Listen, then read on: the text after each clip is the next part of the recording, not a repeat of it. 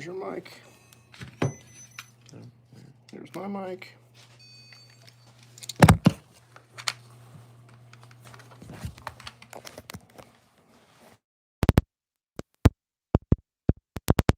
a shoe on it? It does not. Okay. But it should be fine. Well, we just have to make sure that's not jingling around because it'll lose audio. Okay. That's why I was happy there was going to be one with a shoe on it.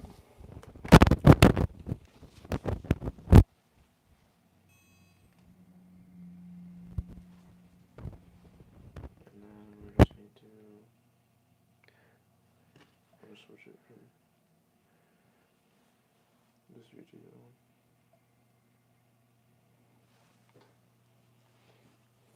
Which we need to how do you do that?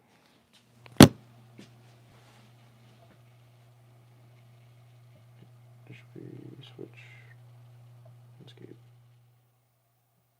There. Thumbs up. We need thumbs up. What? We have to do thumbs up so that it knows how to switch. This is stupid.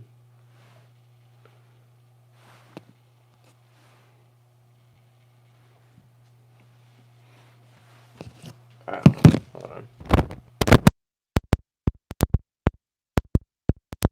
What am I doing? It was working with my phone. Alright, we're gonna just... Well, it's probably because it was connected to your phone. Yeah. And it's not connected to that. Alright. Was it turned on already? Yep. You got audio. Alright. You don't want to put it on this to hold the shoe? I mean, yes, we can do that. Sorry, people. We're trying to do something, and it's not working out.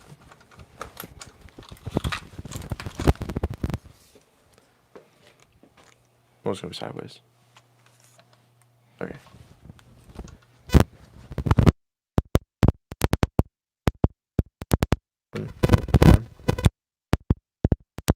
There's already 12 people here. Mm-hmm.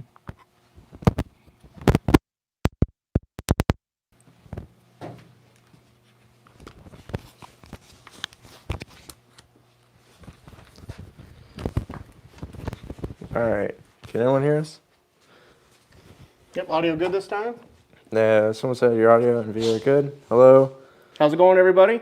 Yeah, so welcome to our third weekly live stream. So we're in the office today. I wanted to talk about a couple things before we go out to the shop and kind of recap some of the work I got done last week.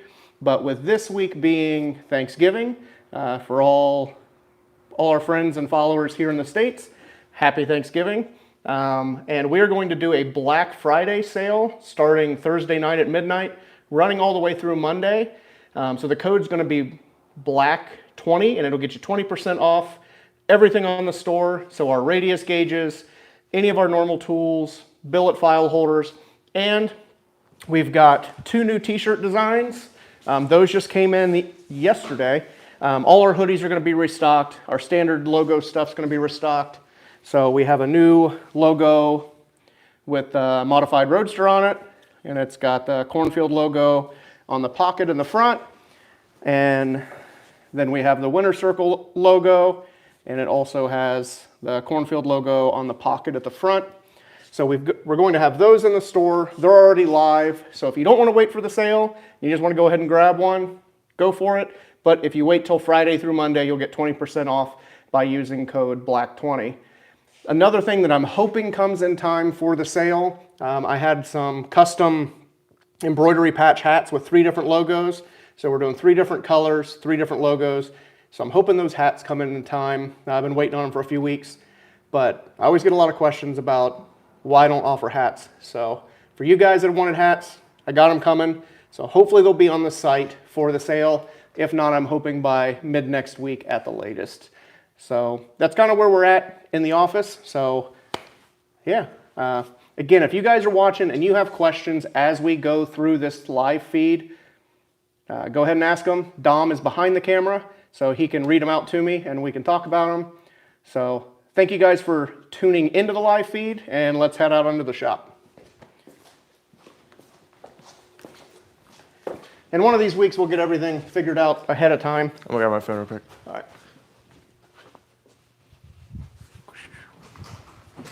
So we'll get everything figured out and we'll be right on time, but we're getting better each time. So last week, just going on in the shop, I had, 10 sets of Bronco rails I had to bend up. So those are all bent, shipped. He came Friday and picked all of those up. We did a couple other custom sets of frame rails. Those have already been done, picked up, delivered.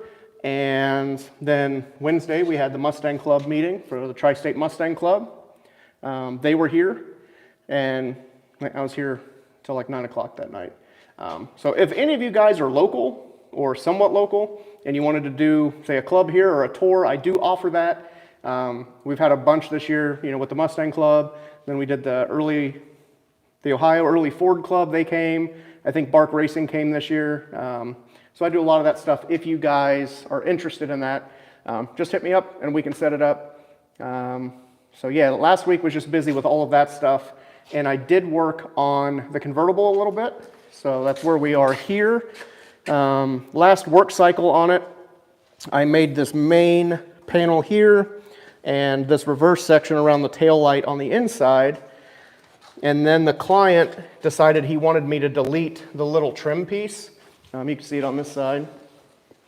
It's just the factory seam where the two halves come together and they put this little welting trim thing in there. He decided he wanted that gone. So I made an extension piece and continued that peak forward to finish eliminating that piece. And I got that seam all welded in, hammered out. I just need to come back and finish out the cleco holes. And then I worked on this section here, and it's just a bunch of reverse curve, bunch of linear stretches, and there's a little bit of a little valley in here too to get that to lay flat in the roll pan. So yeah, I got that piece, finished it up this morning, got it on, and then I started this piece, which is going to be this section here. I started the linear stretching, so lots more linear stretching tomorrow to get that to pull around. What does an average set of rails cost for a single cab truck? Average rails, like if you do 2x4 120 wall, all hardway bending, they're $1,100 a pair. So that kind of gives you a ballpark. If we have to do easy way bending on the rail as well, the price goes up just due to having to change the tooling out twice to go from hardway to easy way and then back to hardway again. So that's kind of the ballpark, is $1,200 or $1,100 for 2x4 120 wall plus tax and shipping. So, and for the guys that haven't seen this section of this car before, this isn't body filler. That's one of the biggest things I get on Facebook and Instagram, is how much body filler did it take to make this. It's actually modeling clay and it's plastiline. So it's oil based. I mean, you can see that it's been on there over a month and it's still nice and soft. So same stuff that they use in normal car design shops. I'm just using it as kind of rapid prototype, make sure I like the shape before we started shaping the sheet metal panels. So making good progress on that, and that'll probably finish out this week and this month. With Thanksgiving going on, that's pretty much going to eat my Thursday and Friday. So I've just got, today's Monday, so I got Tuesday and Wednesday to work on this. And yeah, then this week will be over already. So what questions you guys got for me? Anything yet other than the rails? No? Nothing. Nothing. Well, I don't know. All right, we got someone from the UK. What cars are they modifying over there? Like, do you know anything about the UK scene? Not really. No? No, I don't know anything about European cars. Mm-hmm. Yeah. Dennis is in the house. Yeah. Hello, Dennis. Hello. Well, thanks for joining in. I didn't get any work done on the fender. Another big thing that happened Friday, Saturday, and Sunday, we had another metal shaping class here at the shop. So that was another thing that took me away from client work. We have another class next month in December. What is that, the 14th and 15th? 13th, 14th? I believe. Yeah, something like that. So we have a couple open spots in that if anybody's interested in coming to a metal shaping class. and that'll be the last one of 2024. I'm currently working on the schedule for next year. So we're gonna do at least 4 classes next year. So if you can't make it this year, keep an eye out for the schedule. And those will be here, and then I'm gonna try to do traveling stuff. I know in October, I'll be going to Australia to do a few weekends of classes out there. We might do some at Carl's Place in Canada. We're still working out details with that. So keep an eye out for all the classes we're gonna get done. But yeah, so no progress on the fender last week. I'm hoping maybe next week or the following week to be back on it, because a lot of people seem to show interest in that. We got some questions. Cool. What's the guesstimate on how long for the big Roadster? I think you're talking about your Streamliner. Which big Roadster? The Hanchard Special Roadster or the Streamliner?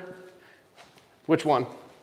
They didn't say yet. Okay. But is there a schedule for the live stream, or is it whenever you have time? It is Mondays at 5 p.m. Eastern Standard Time. That is our normal schedule. There might be some that we miss. I'm trying to figure that out. I have to go to California in a few weeks. Yeah, a few weeks. I'm going to be driving to California, and I'm going to leave here on December 16th, which is a Monday. And I'm not quite sure how I'm going to do the live stream yet, or if we're just going to push it off till I get back. So I want to do the live stream because it might end up being 2 Mondays, and I don't want to kind of push that off for 2 weeks. So we're trying to figure that part out. But the plan is always going to be Monday at 5 p.m. Eastern Standard Time. So hopefully that kind of answers that. And we might do makeup days if we miss something. There's someone from the class. They said it was awesome, worth the knowledge. Is greatly appreciated. Well, I appreciate you coming to the class. Glad you had a good time, took some knowledge home, and I always enjoy teaching classes. So for the question on the Roadster, we have the red Roadster, and then we have, this is the hand.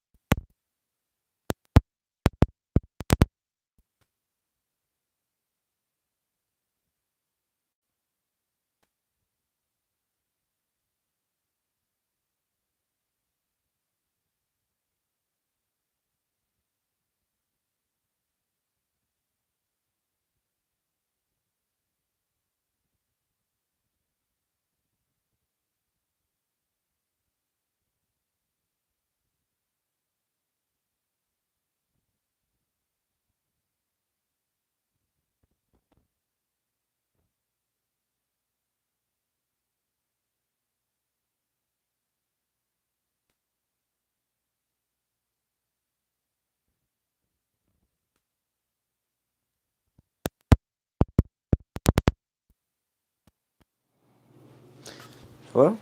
Yep, can you guys hear us now? Hold on. Do we have audio back? See what it says on the side. Yeah, I mean, we got audio here, got Audio's audio. back. Sorry, guys. You know, we We gotta prepare an hour before we start doing these. Yeah. Okay, we got some more questions. Okay. Well, Do we want to finish talking about the white Roadster first? You're talking about how you want it finished in May. Yep. Yeah, we want to finish it in May. I bought a transmission adapter for it today to put the 700 R4 behind it and get rid of that 4-speed or the 5-speed. I just don't know enough about that 5-speed transmission to trust building the car around it. And I know the automatic transmission we have is going to be a better option. So just bought the adapter for it and the build book to help us streamline the engine process, get things dialed in. So hopefully it will be done in May. And then I'm hoping the Streamliner in the next 5 to 10 years. The Streamliner is just a huge undertaking and probably one of the biggest projects I've ever done. So it'll get done when it gets done. Oh my gosh, Jack Osborne. I don't get that one. I don't know. I don't know if I look like Jack Osborne. Hello, hey from Germany, following Cornfield Yep. for a few months. Awesome work. Thanks showing everything. Yeah, thanks for tuning in. Do you want to hook that up? Sorry, we're still trying to stick it on there while you're not holding. Technical difficulties. Will classes be on Black Friday sale? Not. Just because we don't have next year's schedule out yet.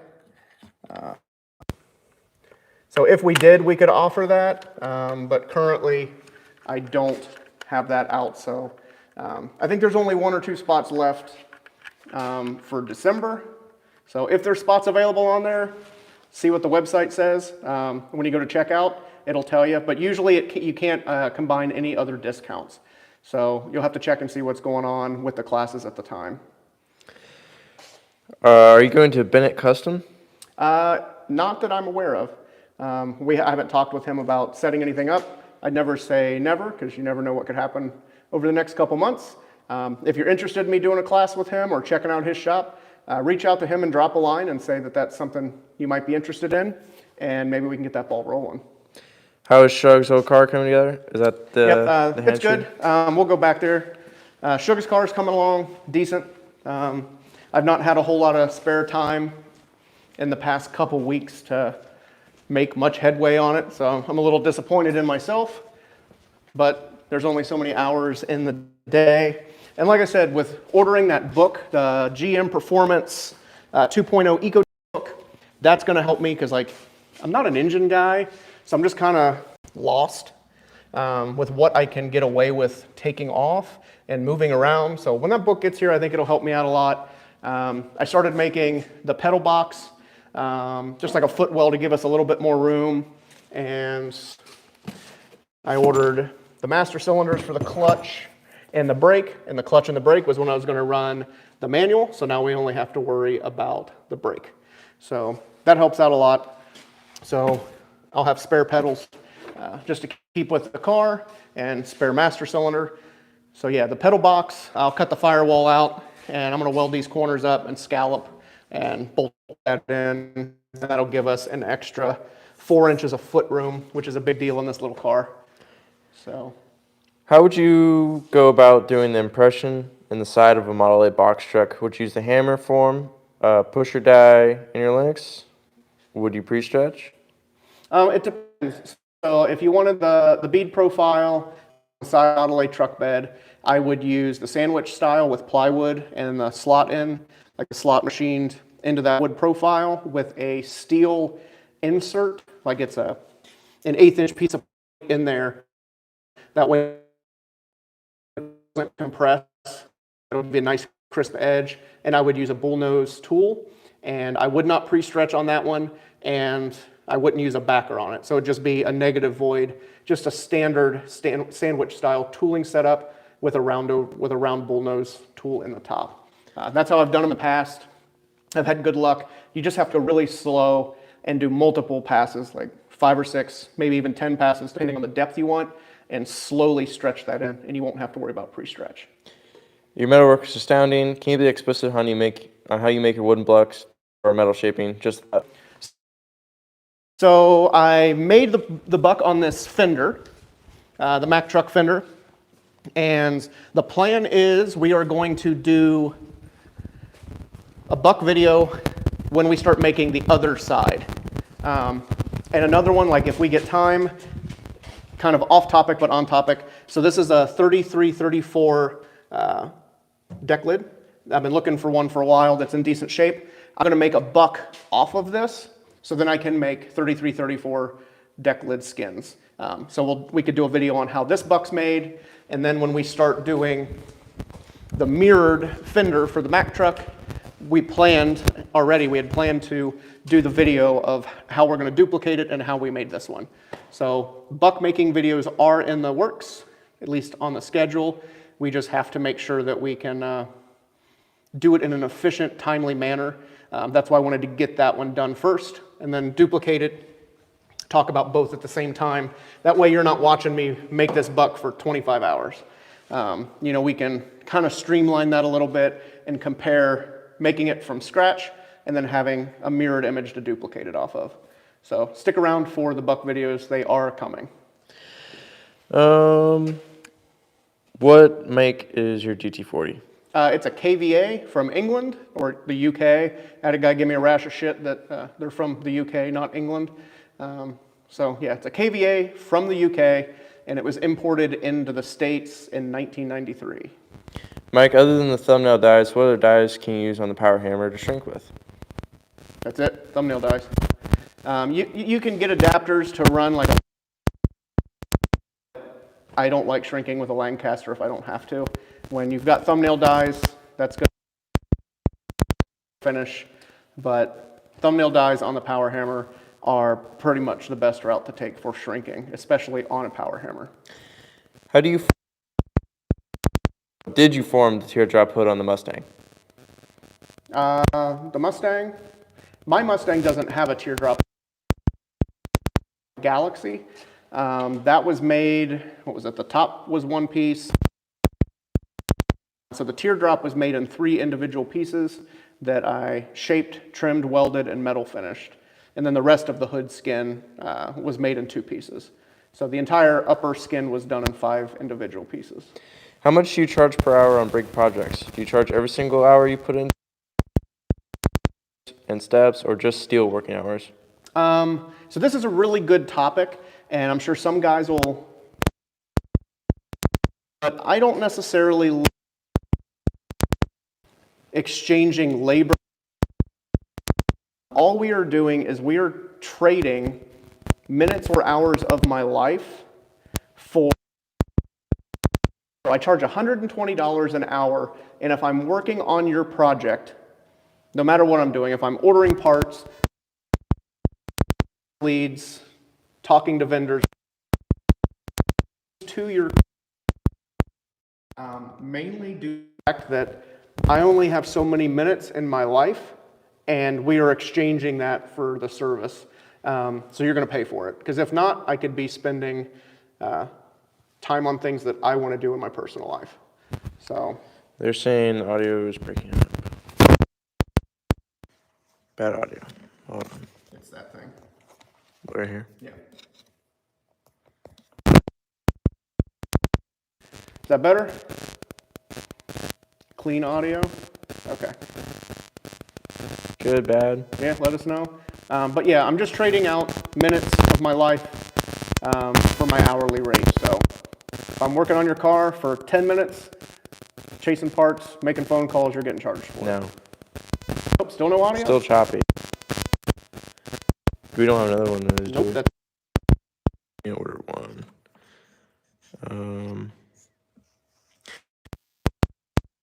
Hopefully you guys can still hear us static.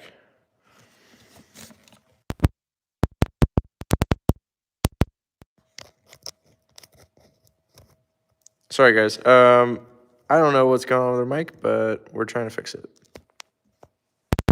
Better. Yep, is this any better? Nothing, still static? Yeah, let's look at the side here. Audio. Hello. All right, I'm gonna take it for a second. Alright, I'm gonna watch it live so we can see. All right, see if we can make this a little bit better. All right, can you hear us a little bit better? Metal Art Customs, I know you said use the camera mic, but you'll really regret it because it's super echoey in here. We can, if it comes down to it, if there's no audio, then we will switch to that, but it is painfully echoey. So that's why I always want to wear the wireless mic in the shop, because it just gets terrible. So hopefully we got it fixed. There's just a glitch in that little adapter cord to go to my phone. So do apologize for the audio issues. But yeah, we should be back on track. All right, we have any other questions right now? Whatever happened to the slap ruler guy? I don't know. I try not to dwell on people that I don't want to pay attention to in the industry. A guy got a hold of me about this time last year and said that everything he had was for sale. So I'm guessing he did what he did with the last company and got sued and fled. So yeah, that's all I know about it, other than he's just not around anymore. So it is what it is. Can you explain how you did the reverse curves on the 51 taillights? Where the linear stretch and shrink? Yep. Where you linear stretch and shrink? Yeah, so here is all the linear stretch, and that creates a reverse curve. So everything is going to pull perpendicular to where your light line is. So our light line is the center line of this valley all the way around. So then our linear stretches come out from there perpendicular to that light line all the way around, and that fans this up and around. That's kind of the short abbreviated how it works, but you can see that here. This blue line is simulating our light line, and then you can see all my linear stretch marks where I started on the power hammer, and that's letting this drop and letting this come up. So, I mean, there's still a ton of linear stretch that needs to be done right here, but hopefully that gives you a better visual of how that works. It's just a lot. And the thing with linear stretching, it's better to creep up on it and take your time. If you just go gung-ho and you're like, I'm going to put it all in there and just go after it, you're probably going to have to shrink some of that back. I've just found that doing reverse curves with linear work, it's so delicate, and you'll be within 5% of where you need to be, and you'll hit it twice and it's 50% too much. So it's just very delicate, and I like to slowly creep up on it so I'm not trying to shrink everything back. But hopefully that answers your question on where the linear stretch is. I also wanted to thank Alex. He is one of our members. I think we have 4 of them, and I can't remember all your names. I should, but thank you for becoming members. Really appreciate it. It helps us make more videos. Yeah, and I appreciate it as well. So if you're interested in becoming a supporting member, hit that join button. You get some perks. You get early access, a few other things. It'll be on the page when it goes to join. I should have done this when I was looking at the microphone, but for the people that don't know, behind the camera, he's helping me out doing a lot of the thumbnail work, text work, videos, editing. Complain to Dom. Yep, yell at me. Yeah. But yeah, he's helping out a lot. It makes it a lot better to have somebody behind the camera, so I'm not just talking to the tripod. Did you change the channel? Metal Art Customs. What do you mean? We changed a bunch of stuff. I've been working on it. It's been working. What's the hardest curved panel you've ever worked on? The hardest curved panel?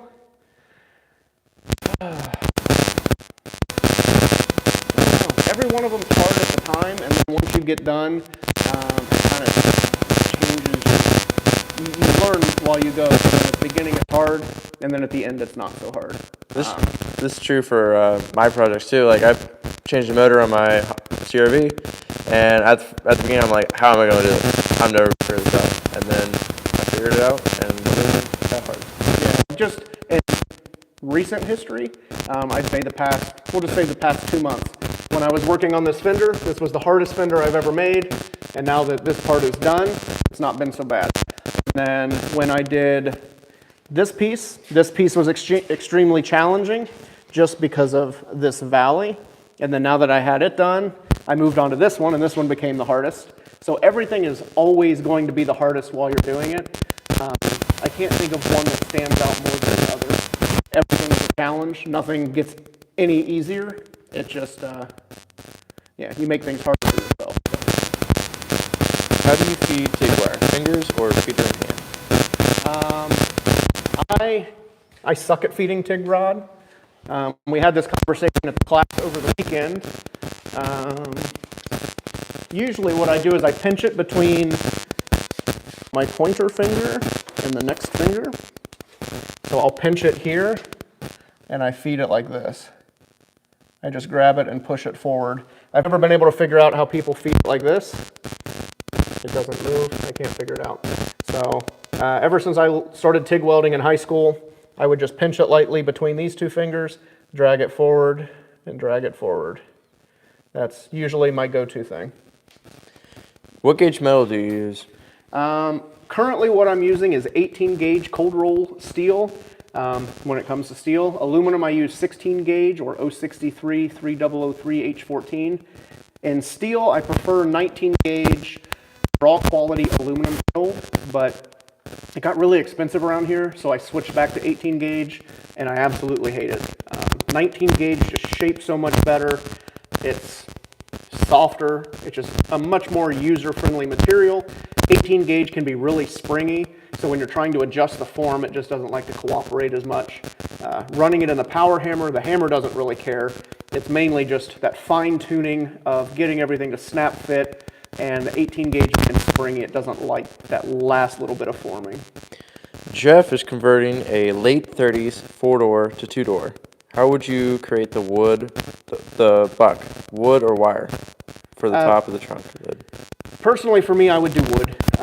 I really struggle with wire form, and you have to try it. If you've never done a wire form, make one, see if it works for you. I don't know what it is. Every time I've done a wire form, it's been way harder than if I did it in wood. So personally, I like the wood buck. But just trying to figure out what works best for the manufacturing process. Live stream horizontal. Well, we can only do the vertical. It doesn't see, we can't even rotate this way. Yeah, so when we set up the live stream, YouTube won't even let us start the live until we rotate the camera into a vertical position. So we can't. They're saying put your mic on the hat, because I guess it's probably rubbing. I'm sure I look amazing. Sounds, this audio, it says. There we go. All right, well, sorry guys. When I went to high school, we didn't have MIG. Will I see you at PRI? Nope, not going to PRI. And for the guy that said in high school you didn't have MIG, I don't use MIG welding here at all, so that's kind of invalid. Again, sorry guys about the audio. We're gonna fix it next time, next Monday at 5. Yeah.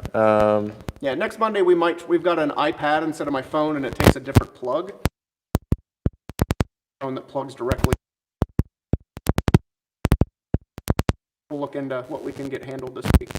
We thought we had it figured out last week, and apparently not. I have the microphone. It plugs to instruction. Is that Lightning or is it USB-C? Yeah. Let's not change it now. All right. Yeah. It kind of works.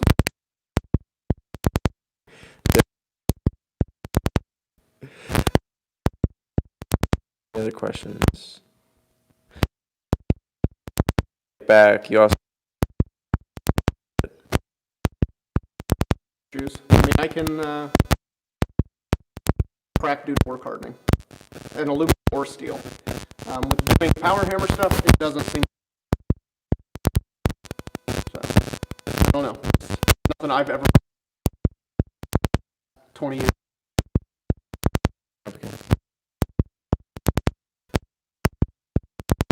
I think just around there. He's gonna go get the microphone. I just unplugged the cable so you get to see how terrible it sounds with all the echo in the shop. Yep, I'm too busy to go to PRI. That's kind of why I'm not going. I've just got too much stuff going on, and if I do all these events, I won't get any of my race car stuff done. And yeah, I don't feel like going to PRI. The masking paper for my patterns, it's just white auto body masking paper. I get it locally at the supply house down the street. They have it on the shelf, so I don't have to do anything. So, yeah, I'm glad it sounds a little bit better. I've just found it's always super echoey. As far as filling a 3/8 hole with TIG, you put a filler in it. We're not going to just fill that hole. You shouldn't do that even with MIG. Not that I agree with doing any MIG welding on sheet metal, but you would have to make a 3/8 slug out of the same sheet metal to get that kind of done. So yeah, don't fill anything bigger than about an 1/8 inch. All right, hold on just a second. We're gonna try this other microphone. It doesn't reach with my plug, with my case. Okay. We're just gonna do this. They said it sounds fine. Okay. So, all right, we're gonna try it just as it is. Hopefully the sound isn't too bad. Like I said, I just don't like it being super echoey. Because if not, we're gonna have to take my phone out of the case, and it's just a nightmare. Jeremy from North Carolina said, thanks for the rails and parts. Yeah, glad they made it, and glad they're working for you. So if anybody needs frame rails, let me know. I've got a pretty quick turnaround on them, and I like being able to help you guys out with your home builds. That we can step it up. Instead of just doing miter cuts and welding, you can get mandrel bent rails at an affordable price to jump your project to the next level. Good evening, Mike and Dom. Hello, Don. He is another one of our members. Thank you for being a member. Yeah, thank you very much, and thanks for tuning in. Mike's hard to hear now. We're gonna be a little closer. Yeah. Do you have any other questions? Did you do the masking paper for your pattern? Yep, local supply house for the masking paper. Yep. What's your favorite color? I don't do favorites of anything, so that Okay. doesn't really help because it changes all the time. So. All right. What's next with the Cadillac? Well, The LaSalle? The LaSalle is currently on hold. He said he had some stuff going on at his house that he needed to kind of pump the brakes on the Cadillac. So the LaSalle is on hold. Hopefully we can get back on it soon. It just seems I always have a project that's kind of going through limbo. That was the Mustang for a little bit, but we're back on it, and that's pretty exciting. So the good and the bad thing is there's only so much of me to go around to get the work done. So if one or a couple projects aren't actively in the rotation, it kind of helps me take a little bit of a breath because I've got way too much going on. Sorry, Don. I know it's hard to hear. We're having audio issues still. Yeah. Super fast turnaround. I was super impressed. This is a guy who got the frame rails and parts. Restraining my spring center punch. Awesome tool. Thank you. I think that thing is awesome too. I've never seen one. Do I have any other questions? All right. I struggle with TIG welding on cars where you don't have back access. Is there any option to straighten out the panel while taking the whole panel out? This is another question I get all of the time, and you have to have back access, period. Whether you're TIG welding, oxy-fuel welding, or MIG welding, you have to have access to straighten it back out. There's no such thing as keeping a panel straight without having back access. You have to be able to hammer and dolly the weld back to correct the warping. So you have to make access. We'll just use the Mustang for example. If I was to put a wheel well patch, we'll just say here, and I had no back access. Like here I've got access because we don't have the wheel well. But say the wheel well was in there and I can't reach up there and get it. I would drill all the spot welds out, take the quarter off, metal finish it, and put it back on. That, to me, is a proper repair. You don't have to do it that way. It's not for everybody. But in my eyes, if you want to do a high-level repair, that's what you got to do. Don't you have a video on Yep, the trunk where you said, how do you weld this without back access, right? Yep, we did this trunk the same way. I welded a big patch in the middle to delete the license plate and handle and trim, and you can't get into the inside because all the inner bracing. So I took the whole skin off, did my welding and finishing, and put it back on. It's not the answer everybody wants, but it's the right way to do it. Is it important to have the car staying perfectly level when you weld body panels? It depends on how far you take it down. If you're doing quarters, yes. Like this one where I'm just making part of the quarter, not necessarily, because I can measure from the ground and we're not taking the whole quarter off of the car. You want to get it close, but I mean, if it's something critical like this Mustang where it's have quarters and floors and rockers and frame, then yeah, you really want to get it level and square before you start taking stuff off.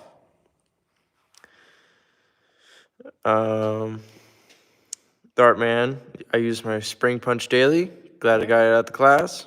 Yeah, thanks for buying it. I love those spring punches. I guess for the guys that don't know, I can show them. It's actually out. Got one of these. So most of what you guys are used to spring punches are one of these, and I hate them because they don't always work. And what I've switched to using is one of these, and you pull it, so then you can hit really little if you want, or you can hit really hard. So I really like these spring punches. So they are on my store for sale. And one thing about anything that I put on the store, or I make, or I carry to sell to you guys, it's only stuff I use in the shop. I'm not just trying to hustle stuff to make a buck. For a long time, I didn't even offer this stuff for sale. And then while doing classes, people were saying like, if you had those here, I would buy those. So same thing with the punches and my radius gauges and all the other tools that I make and sell. Obviously I don't make these, but they are a good tool, and I wouldn't sell it if I didn't use it in the shop daily. I would love to take a class if you offer one. Your next class is booked up, right? But I think I've got 1 or 2 spots in December. So I do offer classes. Yeah, we've got 1 or 2 spots in December. I think it's the 13th, 14th, and 15th of December. And then I'm working on next year's schedule. So I mentioned it earlier in the feed. We're going to be doing a couple weeks in Australia, maybe some in Canada. And then I'm still going to try to do my quarterly classes here at the shop. Mike is the one who broke his Y on Lanira. What? Mike is the one. Oh, wait. I'm the one that broke his Y on Lanira. Broke the Y on the linear. I don't know. Echo is better than static. What do the radius gauges run? Who said the echo and the static's bad? No, the echo is better than the static. Oh, okay. What do the radius gauges run? The radius gauges are $60. If I do believe I remember right. I mean, it does more than one thing. It does a bunch of radiuses, so Yeah. I think it's worth it. Yeah, and I mean it's American made. Like I get the blanks laser cut in the U.S. and then I have my local coder. They do the powder coating, and then I have a local CNC shop do all the engraving. So it's going through 3 different American companies to produce one radius gauge, and I'm trying to keep it cost effective to you guys as well, so there's not a huge markup on it. But these are the radius gauges, and they are also on the website. Shameless plug, Cornfieldcustomsltd.store. So check out all the new merch for the new shirts, the hats that are coming in, and tools. Before hammering a weld seam, do you leave the grind, the bead? Do you leave the grind, the bead, or leave it proud of the parent material? I do not grind, and the way I weld it, I only want a very little bit of the filler material to be proud of the parent material. So I don't do anything. And you can see that here on this fender, that there is no grinding, and you can see where it's welded, and I just hammer the weld back into itself. So I don't do any prep. Once I weld it, it cools down, and I come in and I just hammer it right out. What's your website? I'm about to buy some stuff. If you just go to our YouTube channel and go in there's like next to where you subscribe and down, there's a box. Click on that. There's a link to our store, and you can buy stuff there. Yep, and if you can't find it, the website is Cornfieldcustomsltd.com, and the web store direct address is Cornfieldcustomsltd.store.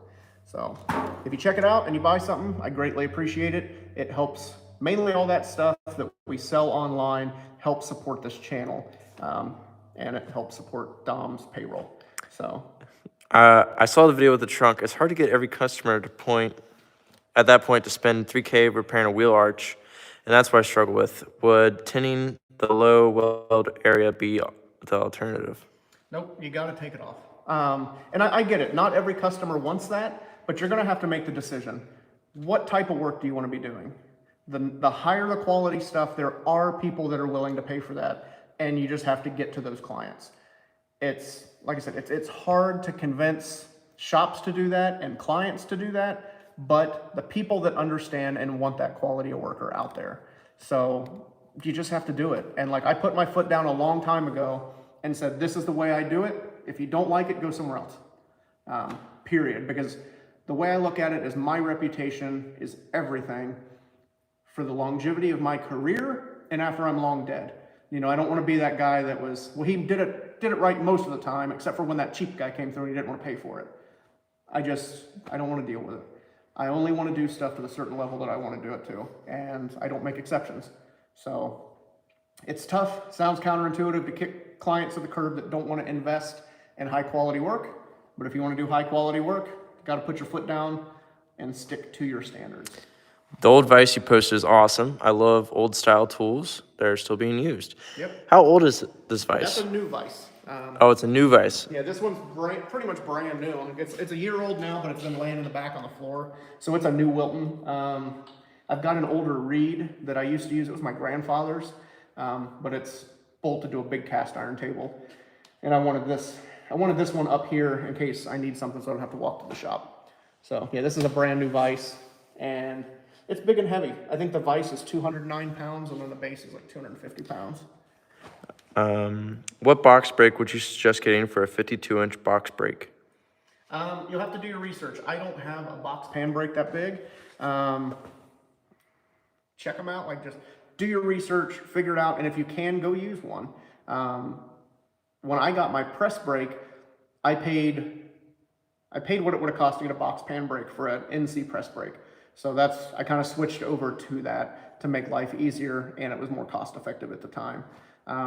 So since I don't have one that's new or available, I can't really give you a good recommendation on a box pan brake. Just do your due diligence, check them out, and read reviews. Where does the filler material go when you hammer the weld into itself, especially with a tight gap? It goes exactly what you said. It goes into itself. So you're going to stretch that back up and it's going to thin. Because what happens is when you weld, everything expands out, and where the heat affected zone is, the hot material is going to push into the cold material and compress the grain, which is going to act as a shrink. So then as it cools down, it's going to retract. It's going to be about like this. So then when you hammer it out, you're going to stretch that weld into itself, thinning it slightly, and that will raise that back up. So you're just going to thin the weld to bring the panel back up. And that's why you want to be super critical to not have too much filler. So I use an 030 filler rod, and then I just make sure to be very tedious with my filler rod dabs to not put too much filler rod in. You want it to be just slightly proud of the parent material right after you weld. Any place to find used equipment? Used equipment. There used to be a really good place called HGR Industrial in Ohio, and they got bought out by a conglomerate and liquidated. So now the only thing I can think of is like government auctions, and just put feelers out to anybody you know. Reach out, like you can shoot me a DM and say, hey, I'm looking for this machine. If you run across one, keep an eye out. If you do that to a bunch of people, eventually stuff comes up. So a lot of the used tooling market kind of supply houses are drying up, unfortunately. When I got my Miata, I was riding around my motorcycle, and I wasn't even looking for a car, but it was on some back street in town, and I knocked on the closest door and I said, you want to sell it? And I bought it that day. So just you gotta keep looking. Yep. Thoughts on silicone bronze? Don't use silicon bronze on sheet metal. Don't do it. All you're doing is low temperature brazing, and my thought is that is comparing it to brass. Everybody said you wanted to braze your panels on 50 years ago, and now it's terrible. You're never going to do a seamless repair with silicon bronze, because the silicon bronze is going to be softer, so it's going to hammer and dolly different, and then you'll have a different alloy. So in bare metal, you'll see the lines. I just refuse to do it on sheet metal. Silicon bronze does have its place, but in my eyes, it's not on sheet metal. When are you going to pick more videos out on your motorhome? I don't know. We got one mostly done. One video mostly done, I think. Yeah, what? I don't remember I don't know what. why we didn't finish it. No. So the motorhome's done. It's been done for a while. And I finished the motorhome before Dom started. So that was kind of when the camera would die and I just keep working and get irritated and not film everything. So we're going to do a follow-up video on that. I think we've got all that content somewhere. Because I know me and you did a follow-up closer on that. So That was like the first thing I did here. yeah, so we'll check in onto that and see when we can get it put out. And it will be on our other page. So we do have a second YouTube channel. What's the name of it? Cornfield Off the Clock. So Cornfield Off the Clock. And that's going to be more stuff like the ambulance conversion, traveling, racing, stuff that not everybody wants to see on the main feed. So you can head over there, become a subscriber, and we've got some videos coming out for the next few weeks. And we'll check into getting that ambulance conversion follow-up video put up on there. What do you think about the sheet metal clamps that Eastwood sells that leaves?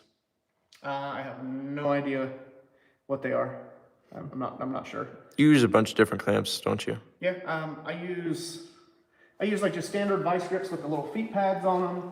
Those are my main go-to on sheet metal. And then I use these, they're grip-on edge clamps. As far as the Eastwood clamps, I have no idea what they look like or what they are. I'm not always looking for tools or equipment, so I kind of stay off those sites. Oh, he said that leaves a gap between the panels. No, don't do that. You don't want any gap between the panel. If you have a gap, that is going to expand differently with the filler material than just the parent material. So when you weld your panels together, you want them nice and tight. No gaps, file fit them. Yeah, don't use anything that leaves a gap when you're putting your sheet metal panels together. Any backing behind weld seams, copper, tape? Nope. I don't do any of that. Some people like to backgas their sheet metal seams, but for me, I don't think the juice is worth the squeeze. We're not welding Inconel. This stuff's not going to Mars. It's not food grade. If it gets a little bit of contamination on the backside of it, I think that that's okay. But to backgas that, you're going to have to tint it with like an aluminum foil tape and make sure it's airtight, and then run a feeder line from your argon bottle and then have it vented. And that's just a lot of extra work that I don't see a benefit. I can pull that piece off of the buck. And I'll show you the back side of the seam. And this was not backgassed.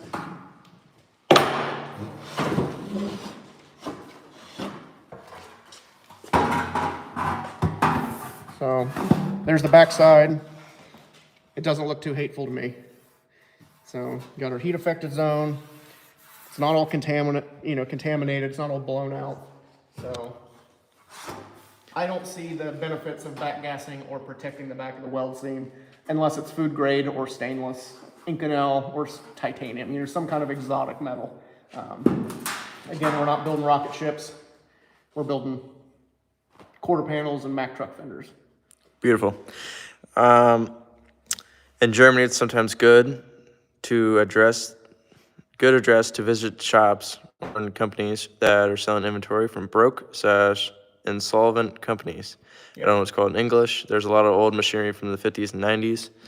I watch a YouTuber called Post-Apocalyptic Inventor, and he goes to a junkyard and he gets stuff from like the 50s, fixes it up and uses it from the junkyard. And he's from Germany. Yep. Yeah, I mean, you could do that, but it's so hard because, like here in the States, you start trying to track down abandoned buildings or companies that are going bankrupt or whatever. If they're not having a public auction or liquidation sale, most companies aren't too happy when you come knocking at the door saying, "Hey, I hear you're closed. Let me see what you got." Mm-hmm. So it's kind of funky. A lot of times they'll do an auction, and the way things are now, auction prices really aren't that cheap. No. How will you dress the fender out for paint, or do you only do the metal work? I only do the metal work. I don't do any body. I don't do any paint. Everything I do leaves here bare metal. I mean, this Mustang, you were talking about it in the video we're gonna post soon, and it honestly, I think you just paint over that. It doesn't even look like it needs body work. Yeah. Well, I mean, it's going to need skimmed. Like, so if I were to do the body work here, I used to do paint and I just don't like it. I would take everything apart. Everything would be sanded, cleaned, and then every part would be epoxied inside and out. And then from there, I would do all my body work, and then I would re-epoxy on top of the first phase of filler. So it would be epoxy, majority of the filler, and another layer of epoxy to seal that together. That way we never have to worry about it coming apart. And then I'll do my finish high build primer blocking on top of that, and then do primer, sealer, and paint. But I don't do it. I leave that up to the client to pick where it goes to do body work. And who knows? I mean, any of these cars that leave here in 80 grit, they could go to a body shop and a guy's gonna go after it with 36 grit on a roll lock to give it some mechanical grab. I don't care what happens when it leaves. It's kind of out of my wheelhouse at that point. Your work is good enough to clear coat over. Thank you, but it's usually pretty wavy. I only take things to like 90%, and my thought is everything needs a skim coat, and my idea of a skim coat is less than a 1/16 of an inch. So if I can get within that, I'm pretty happy, because I know it could be absolutely flawless, perfect. It's going to go to the body shop and they're going to wipe it end to end anyway. So no sense in charging the client all that extra time to metal finish when it doesn't matter. And that last 5 to 10% of metal finishing is going to be 90% of the work. So, I mean, you're talking about doubling the bill just to metal finish versus getting it to that 90%. What did you put on the metal so it doesn't rust? I don't have anything on the metal. The shop is climate controlled year round, so heat and AC. The doors stay shut and we don't finger bang the bare metal to death. So I tell people, like, don't come in dragging your hands all across the sheet metal, because the oils and acids in our skin will start corrosion. So I don't do that. Everything gets wiped down after I'm done working on it with Windex, and that's all I do. I like to have a small brake, a Bridgeport milling machine, a small lathe at my shop. 80 grit is enough for me. Yep. Yeah, a Bridgeport is a super handy machine. They're all handy. It's one of those things, once you get any kind of machine, you won't realize how you live without it. I guess it's a different system in Germany. When you go bankrupt, you have to go to court. Mostly they find new investor or a whole company gets it through an auction to get money. Why don't people shrink with a craft former / piccolos instead of thumbnail dies? That's just different ways of doing it. Eckholds aren't as popular here as they are over in Europe. That's the big thing. I know a lot of people that use piccolos and a wheel and not a power hammer. It's just all personal preference. I've never used an Eckhold craft former, so I can't say if I'd like it more or less than the hammer. I just know I like the hammer more than I like the wheeling machine. He said finger banging, lol. That's pretty funny, lol. Yep, I'm honest. Do you guys want to look at anything in here? Yeah.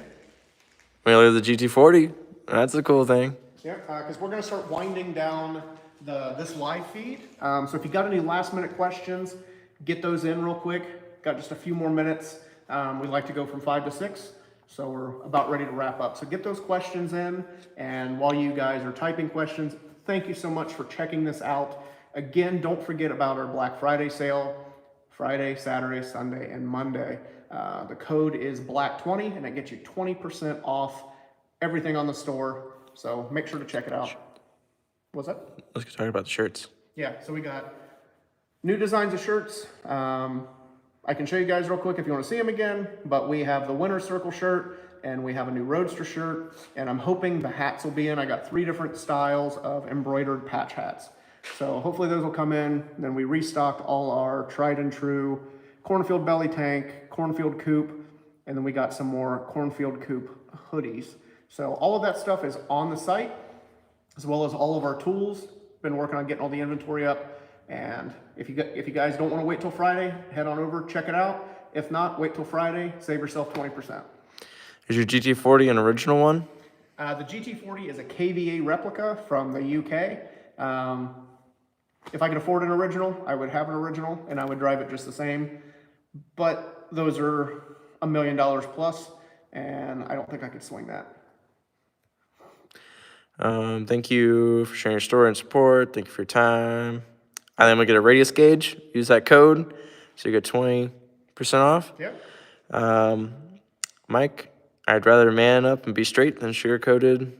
Double tap the screen, give him a thumbs up, everyone. Yep. Thanks for all the tips. Stay safe, Philly. Yeah. Great live stream, guys. Happy Thanksgiving. Thanks. Yeah, thank you guys so much for watching. Yeah, drop down, after this video, drop down in the comment section, give us a little bit of feedback, tell your friends. We're really trying to grow this channel, and I think it's going to be awesome with Dom here helping with the filming and editing. You guys really seem to like some of the new content, the thumbnails, the descriptions, and it's way easier on me, so I can be focusing on getting work done, and Dom is talking to you guys and getting you the content you want. So I do really appreciate it. Last chance for questions, and then we're going to wrap this thing up. Great Thanksgiving, blah, blah, blah.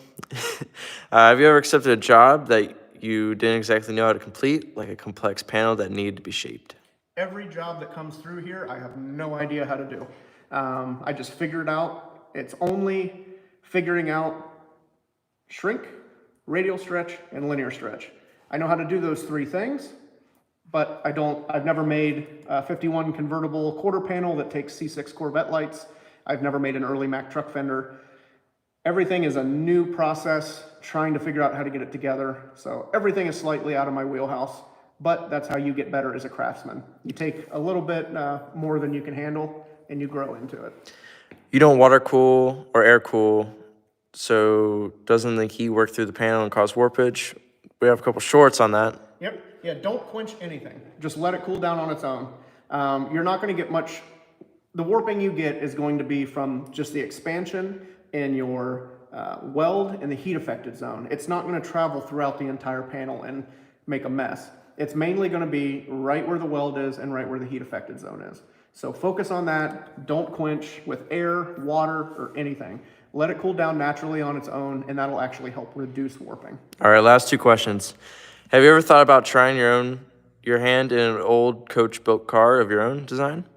We actually have one in the works. It's not an old style. It's based kind of on a Miura, a GT40, and a Ferrari P3. Just working on getting some of my other projects done before I jump into another huge undertaking. What do you think of the Souza power hammer? Have you seen it? I've used the Shape-O-Matic. It kind of makes me nervous. Just the way it swings. Like a normal power hammer, the dies move vertical. The Shape-O-Matic is based on a Helve hammer, so it swings like this right at your face.